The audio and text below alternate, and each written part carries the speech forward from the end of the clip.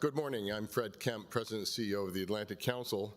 As the Atlantic Council begins its third day of wall-to-wall programming for the fall 2025 IMF-World Bank annual meeting, it's my privilege to welcome Pakistan's Federal Minister of Finance and Revenue, Minister Mohammad Aurangzeb, back to the Atlantic Council. A frequent visitor, frequent flyer. We should probably give you points, but it's great to have you back here again.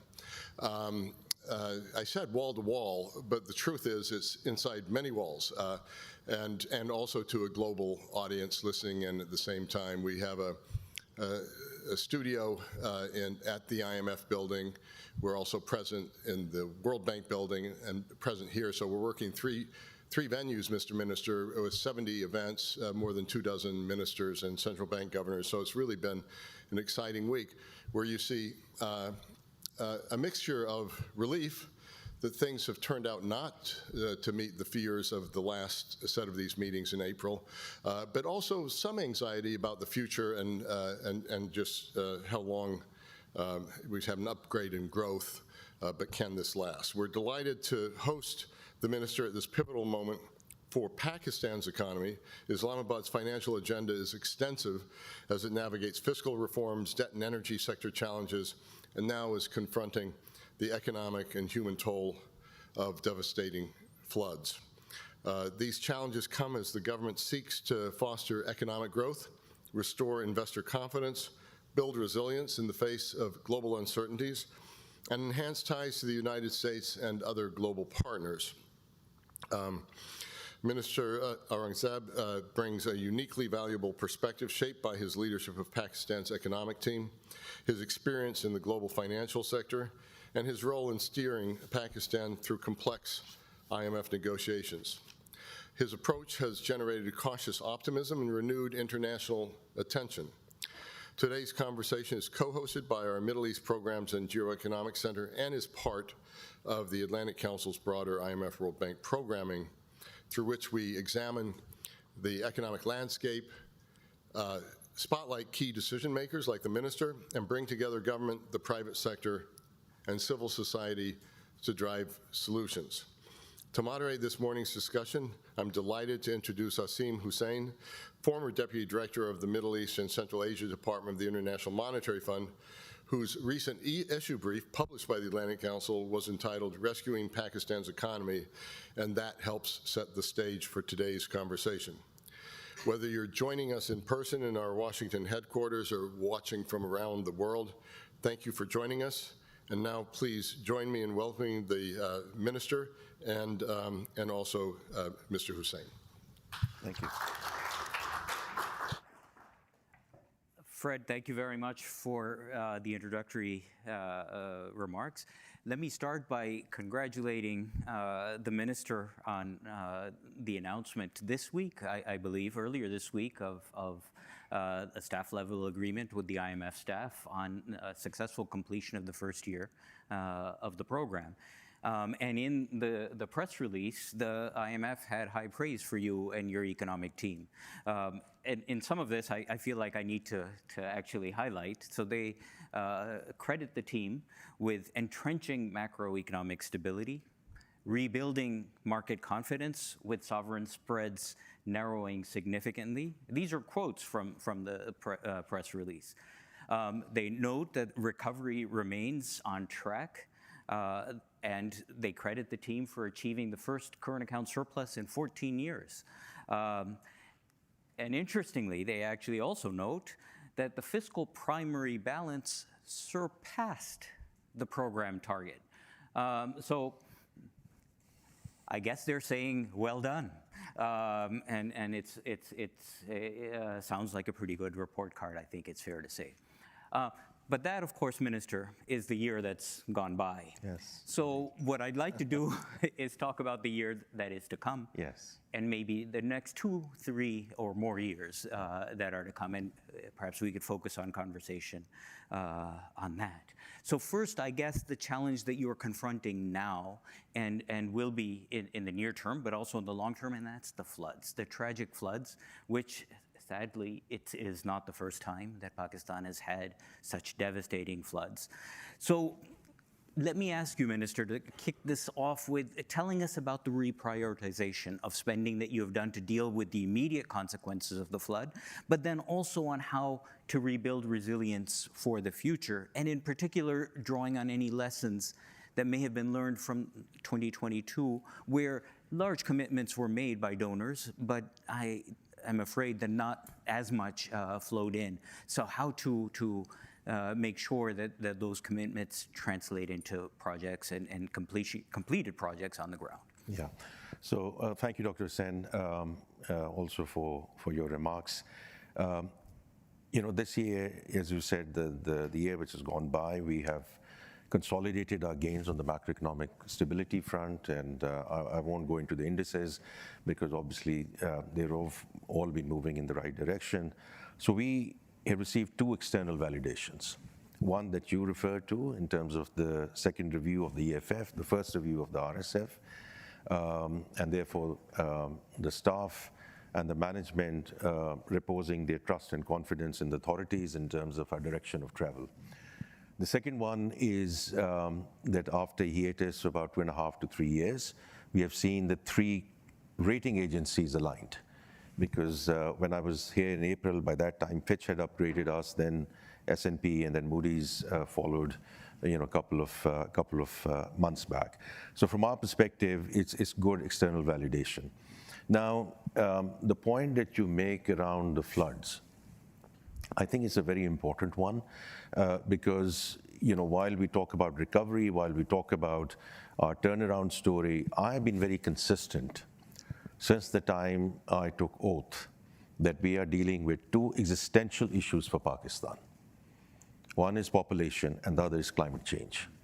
So we can focus on climate change at the moment because that's your question, and we are living it. If you think about it, I will actually draw your attention even to the floods back in 2010. And it was then a gap of more than a decade that the floods happened in 22. And then the flooding this year.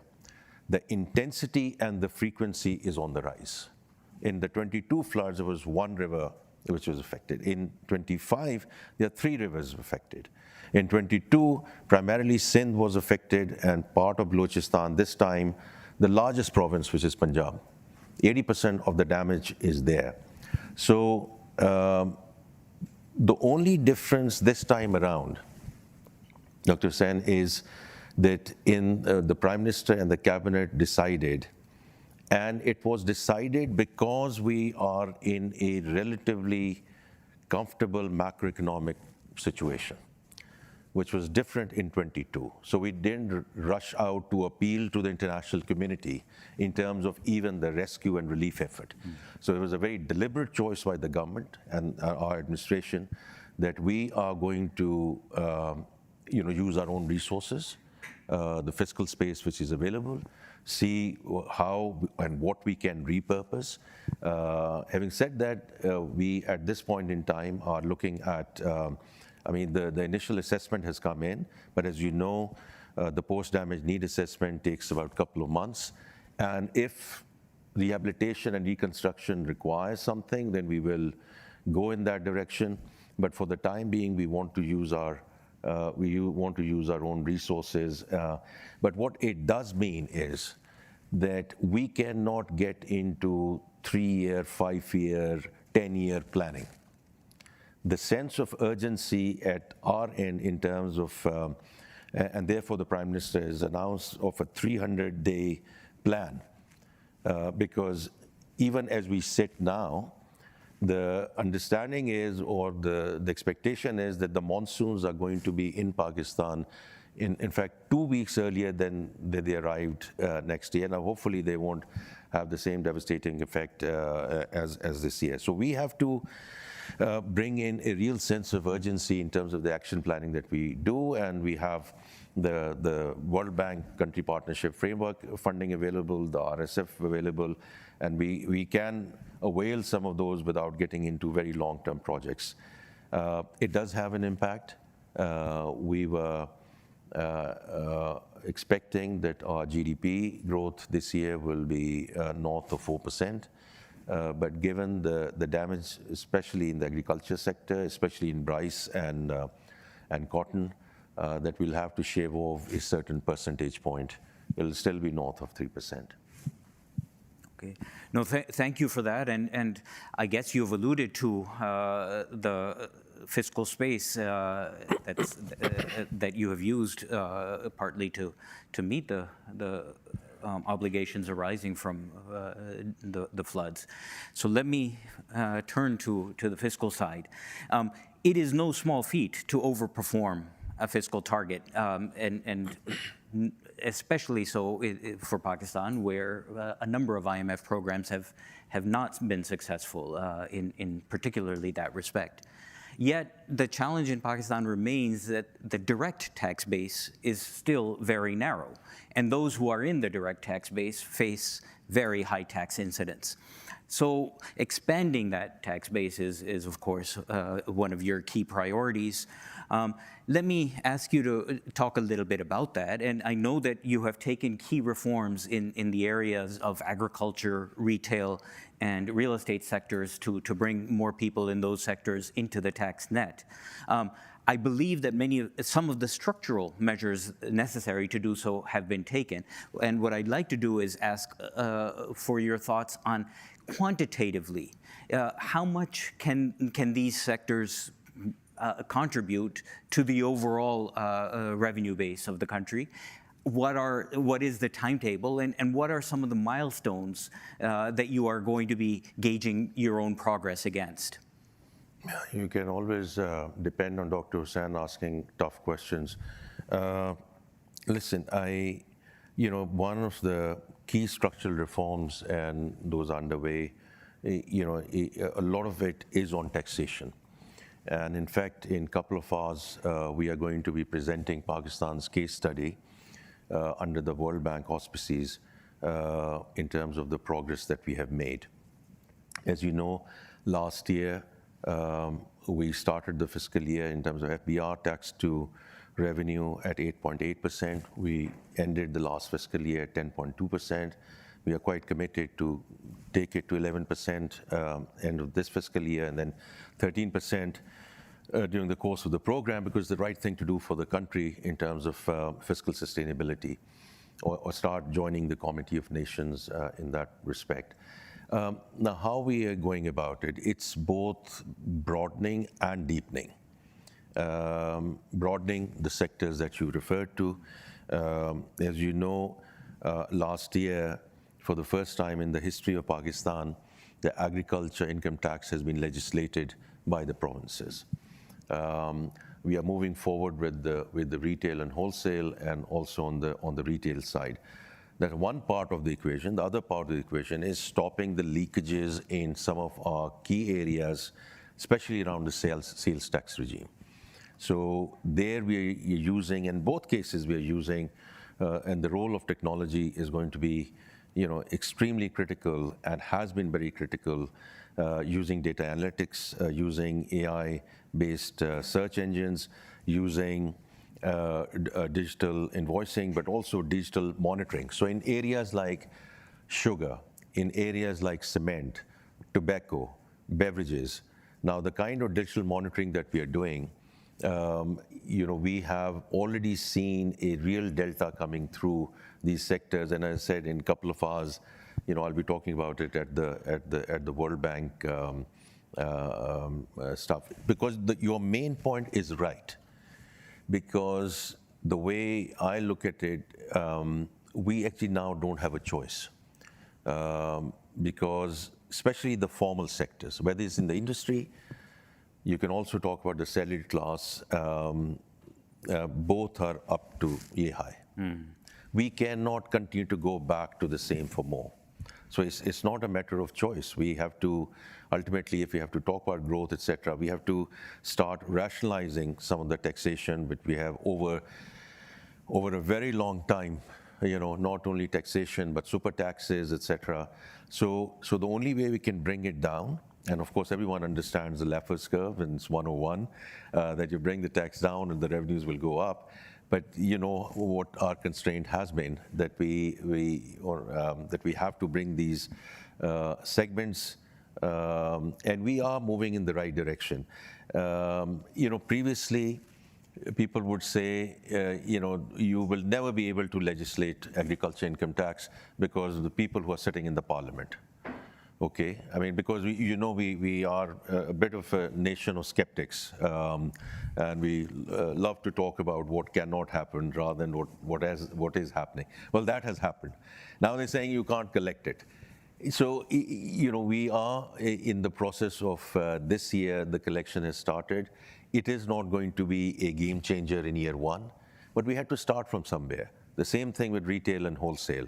The number of tier one retailers, about 14,000 plus retailers, they're through POS, et cetera, have been now integrated into the FBR portal.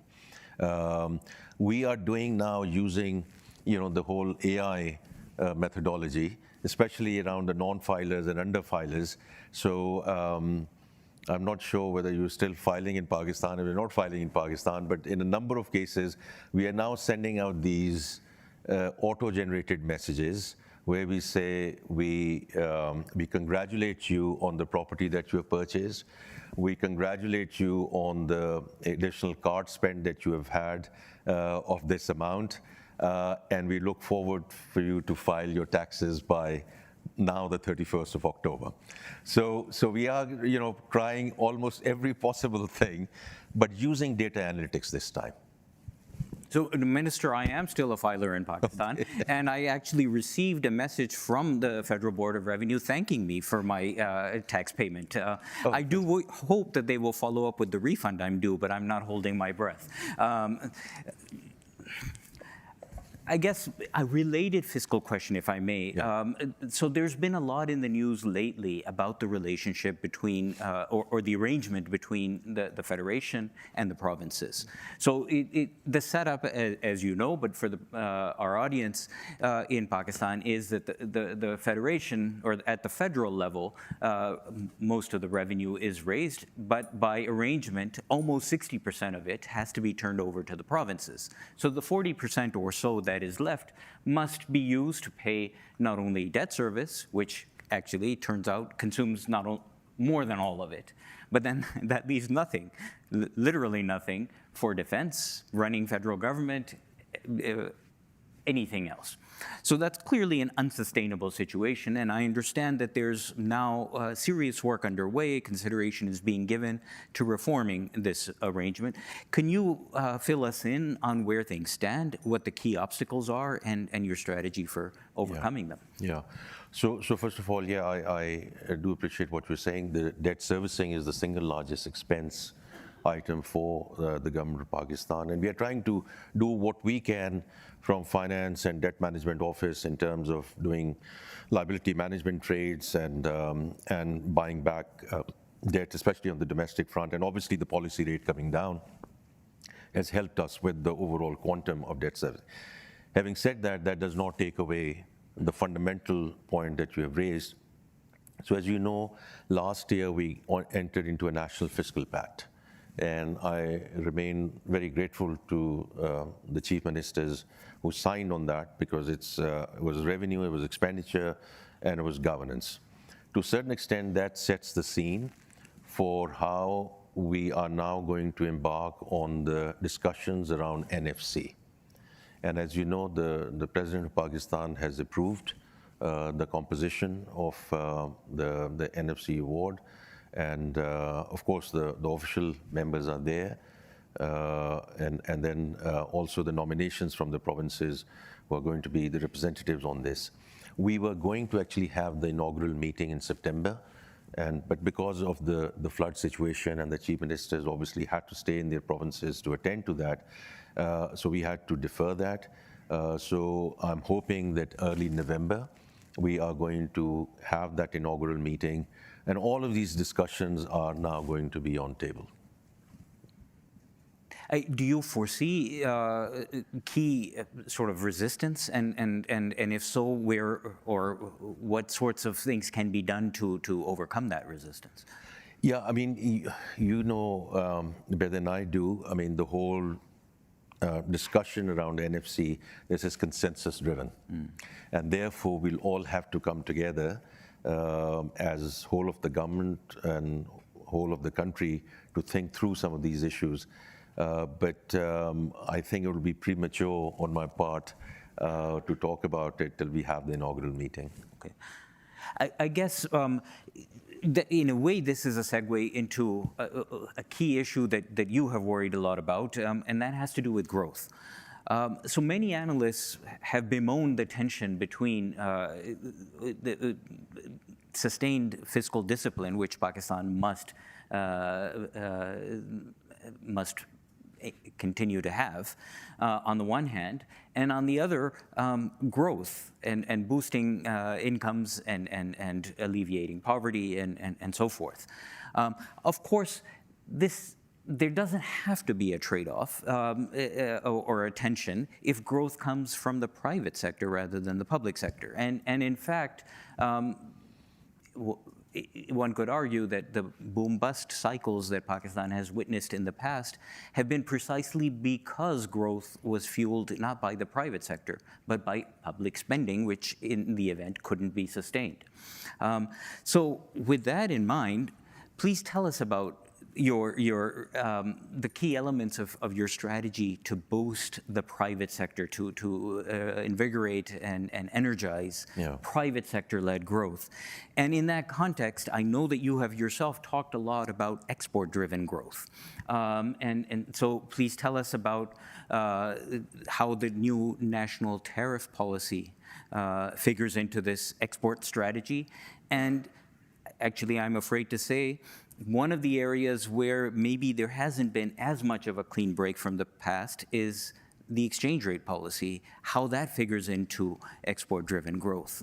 With the exchange rate in Pakistan traditionally being fixed for periods, and then because of tensions on the macro side, step devaluations. So again, in the recent past, it's been more or less flat. So Dr. Zain, you have obviously covered Pakistan. Everyone who is here, you've seen us going through the boom and bust cycles. And we have gone through periods of stability, and then what I've always called, we get into a gold rush in terms of moving forward with the it's been public sector, but also it's been driven by sort of consumption-led growth syndrome as well. So I think we can always, when you get to a stage like this, you can pump in liquidity, you can go for growth. But that's where, as you know, previously, because it has been an import-dependent economy for the longest time, that we get into a balance of payment problem and we run back to the lender of the last resort. And we are very deliberate this time around that we think through the export-led growth discussion. So that we don't get into that situation. Now, there are two aspects to it. One is the environment and the enabling factors. So whether it's taxation, whether it's energy, whether it's financing costs.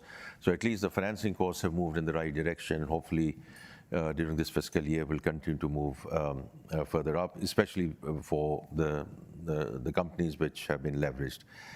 Taxation, we have already talked about. We need to rationalize that, especially for the formal sector. Energy, we are working pretty hard, especially on the power side, to go for tariff rationalization by bringing down the circular debt, but also governance, also handing over the distribution companies to the privatization side. The tariff bit, there was a huge amount of debate, right? Whether we should do it or not. And there were, quite frankly, two schools of thought. One was that if you start liberalizing, then the imports will go haywire. Even the industry that's there in Pakistan will further lead to deindustrialization. And then there was another school of thought, which is saying that even in Southeast Asia, all of these issues were there in the late 90s, and they did it, and therefore this can be an East Asia moment for Pakistan. So quite frankly, we have gone with that, the East Asia view, And these are very bold reforms in terms of the next 4 to 5 years, how we bring custom duties, additional custom duties, and regulatory duties down, especially starting with raw materials and intermediate goods, which in turn should help the exporters to bring in. Now, of course, there is a certain gestation period, but it is a very important enabler from that perspective. So we, and it's not just about all of this. It's about opening other corridors, which we have now started with the GCC. We have started with the Central Asian republics in terms of the geographical corridors, also diversifying into other areas. Obviously, textile remains the main base. IT services, I think, is going to play a very, very important role. And going forward, when projects like Recodec come through, which are now getting to financial close, I mean, that's going to be a real game changer, because first year of Recodec's commercial operation is about $2.8 billion in exports. And as you know, Dr. Hussain, that's roughly 10% of our export base today. So I think we are working on a number of areas to actually getting that export-led growth, which has to be led by the private sector. No two ways about it. It's interesting, this debate that you mentioned, and the side that won out, the one, I guess, which was less worried about any transition from the industries that are currently strong to new ones that will emerge with the new tariff structure and the new environment. And I just want to add there, because it's actually taking hold of the government approach, because normally finance and revenue would resist that, because you are normally getting used to the revenue which is associated with this. So it's after a long time that the finance said, yes, go ahead, because it's the right thing to do for the country. And they're looking hopefully into the future where not only will any revenue lost be more than made up, indeed, but there will also be a much more vibrant economy.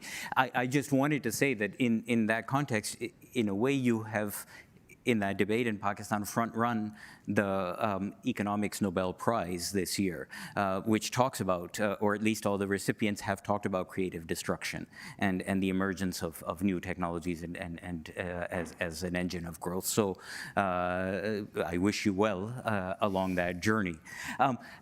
Let me come back to one part of the question, though. So as transition from certain industries to others happens, as new industries emerge and become growth engines, as they did in Southeast Asia, as you mentioned, one element, at least as I understand it, of Southeast Asia was a very competitive exchange rate. And in fact, many have claimed that it was an undervalued exchange rate that they sustained, and drawn a contrast between that and, say, Latin America. In Pakistan, the exchange rate story has not been a good one in the past. How has it changed, or how will it change in the future? I mean, you know it, Dr. Hussain, very, very well. We are in a fund program. They are monitoring the whole situation as well. And the central bank is sort of, managing it at this point in time. So normally I try to resist talking about the policy rate and the FX, because that's very much the domain of the central bank. I'm not shying away from the question, because I fully agree with you that a free market and a competitive exchange rate is always going to remain important. But I always say that when we talk about the export equation, we need to think through, Dr. Hussain, we've had massive devaluations.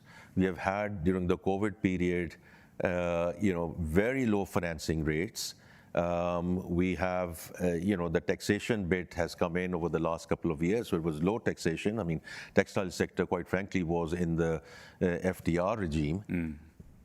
But our exports were flat. So there is a productivity element, which is as critical as the other enablers which are going to be important. And part of that is, and therefore this tariff regime is so important, that we have protected our industries for the longest time. And I think it's about time. And you're beginning to see, I mean, these are early days. I cannot declare success. We cannot declare success. Auto industry has actually started exporting. So as I said, early days, but I think we're moving in the right direction. Minister, thank you very much for this very stimulating conversation. I wish you the best in earning not only as good a report card, but an even better report card in the year and 2 years to come. Thank you. Thank you very much.